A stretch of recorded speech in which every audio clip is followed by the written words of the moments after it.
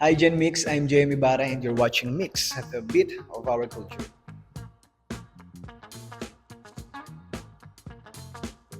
Ready na. Ate Kim. Colette.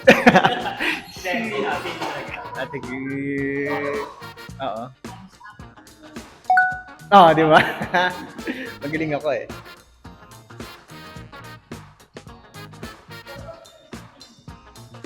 Sige, Ate Melay.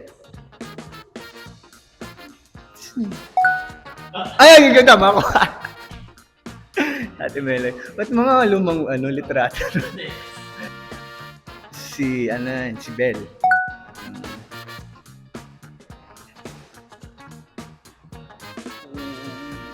Si Cyril. Sana makatrabaho na. Nakikita ko lang sa mata nito kanina. Si Jaren. Sobrang cool, sobrang solid na kaibigan ni Jaren simula PBB until now, hindi nagbago yung band namin dalawa. Si magaling na actress wait lang, nasa ghosting yun. Vibory. Naalala ko kasi yung name niya sa ghosting, mas gusto ko isagot yun. Si Vince. Magaling na actress si Vibory. As in, wala akong masabi. Kahit pinapanood ko lang siya, pag nasa set siya, magaling talaga. Every time na eksena nilang dalawa ni Kim, yung galing na nagaganunan sila. Nadadala nila yung eksena nilang dalawa. Sino yun?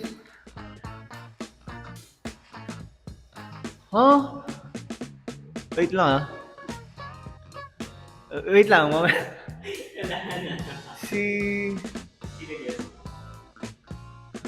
One last time nga.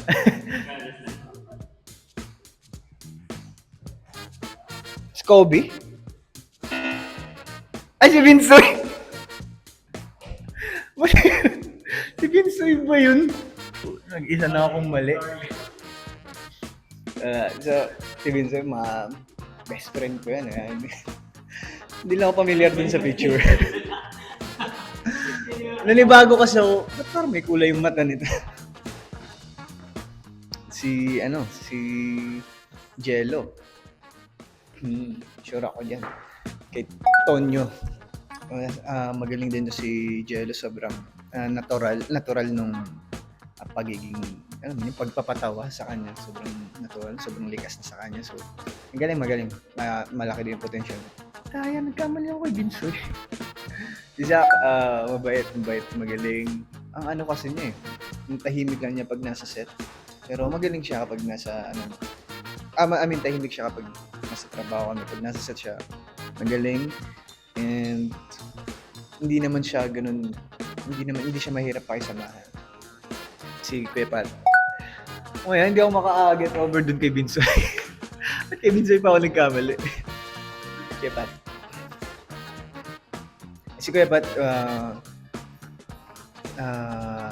ayan si Kuya Pat, wala rin akong masabi kasi mabait at sobrang daling lapitan, especially kapag alam mo yun, may problema ka, ganun. Isa rin kasi sila sa malalapit na kaibigan ni Piang, so mataas din yung respeto ko sa kanila. Yan na si Colette, mata pa lang, alam ko na yan. Yan ba? Colette Madelo. Alam ba ito si Colette? Wala akong masabi. Sobrang isang talentadong artist.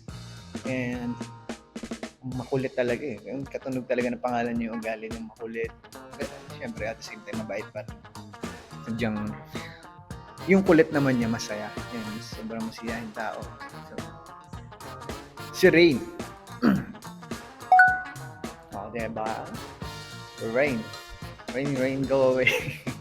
Si Rain, isa yan sa halos mga Gen 11 naman, mga talentado. Isa si Rain sa mga talentado talaga. And looking forward ako na magkasama kami sa sa isang project. Kahit though hindi lang naman si Rain, so kung June 11 magkasama ka. When there's rain, there's sky. When there's sky, there's rain. At si Kai, ito, isa pa. Halos lahat ng mga talentado din. Sobrang gifted. Maging sa pagkanta, sa pag-arte. Kasi kasama ko siya sa Child Number 8. And, ayun, nang-easygoing lang din. Hindi rin siya mahirap pakisamahan. And sobrang vibe, cool, ganun siya eh. Hey, JM, why are you laughing? Si Dylan. Ito si Dylan, isa din sa gusto makasama sa project talaga. At isang solid na kaibigan talaga to. Nasa lupa man kami ng ibibigan until now.